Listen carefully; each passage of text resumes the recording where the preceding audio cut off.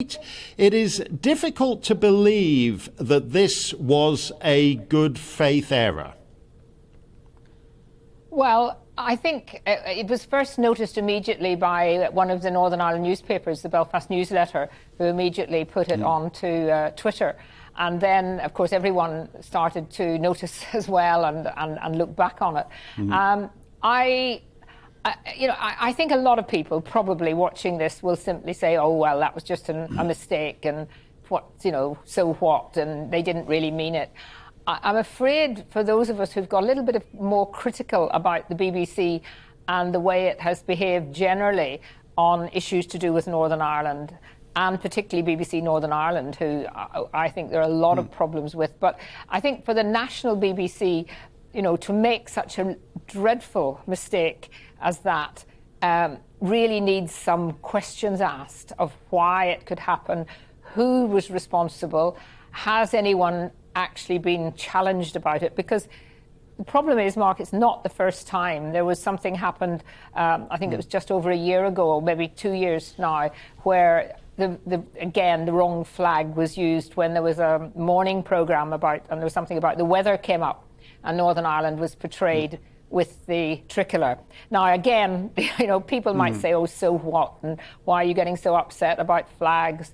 But, in Northern Ireland context, it's actually quite important, flags, and the flag of our own country being portrayed wrongly by the BBC, who Northern Ireland people have to pay the licence fee to as well, did make people very angry. And although there was an apology, I'm not sure that anyone really has been challenged as to why it happened and how it could have happened. Well, it's been many, many decades since I was inside a BBC building, but certainly at Broadcasting House and Television Centre in the old days, almost everybody in departments totally unrelated to the politics of it. It was generally, people worked on arts programmes were all generally in favour of a united Ireland. I don't believe for a moment that this thing of inserting the Irish tricolour into a montage about the four constituent nations of the UK. And the Red Hand of Ulster, by the way, is a great flag. It's a very distinctive and memorable flag. I don't believe that this is something that just some junior intern accidentally does. I think there's got to be at least half a dozen people who saw this and waved it through. Well, I'm afraid I have to agree with you in that. And, I don't like saying that because it does look like you're some kind of, vendetta against the BBC. But these kinds of ways that Northern Ireland pro-union people are treated generally on a number of issues is very clear that there are a lot of people inside the establishment of the BBC who, for whatever reason, actually think Northern Ireland's not very important, don't really like unionists, have a sort of stereotypical view of them.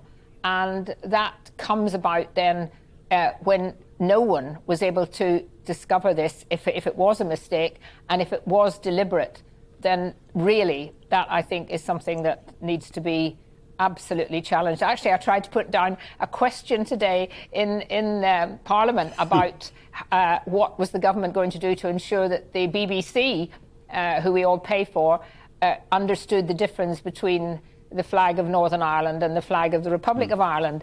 Unfortunately, that wasn't allowed to be tabled because it's not actually something that the government is responsible for. So I didn't get very far with that. But I think, although there was an apology, it wasn't really a very strong apology, and certainly we haven't seen any repercussions inside the BBC that this couldn't happen again.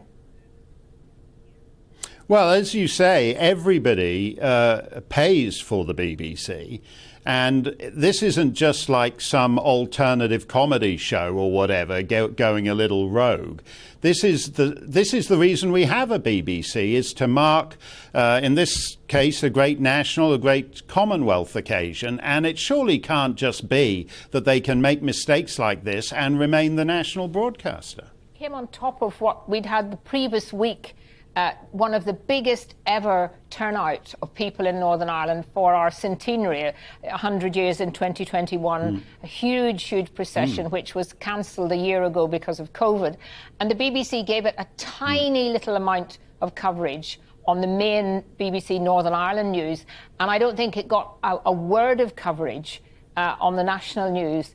And if that had been happening in Scotland or in Wales, and certainly happening in England, there would have been a lot of publicity. So people are quite annoyed about it.